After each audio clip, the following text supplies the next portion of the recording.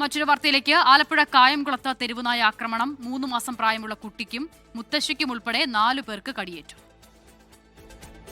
3 മാസം പ്രായമായ കുഞ്ഞിനെയാണ് പട്ടി കടിച്ചിരിക്കുന്നത്. അതിൻ്റെ കൂടെ എൻ്റെ അമ്മയുടെ ഒക്കെ സങ്കടം നമുക്ക് കണ്ടു നിൽക്കാൻ പോലും പറ്റുന്നില്ല.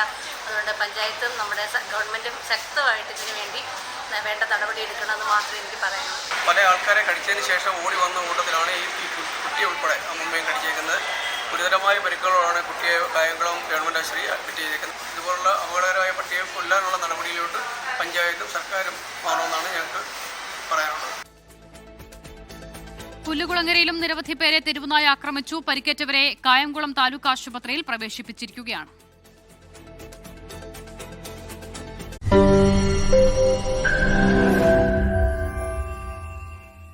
ലോകത്തെവിടെയായാലും ഏത് സമയത്തും 24 വാർത്തകളും ഓഗ്മെന്റഡ് റിയാലിറ്റി പാക്കേജുകളും എക്സ്പ്ലെയിനറുകളും വിശദമായി കാണാൻ ഞങ്ങളുടെ യൂട്യൂബ് ചാനൽ നിങ്ങൾക്ക് സബ്സ്ക്രൈബ് ചെയ്യാം.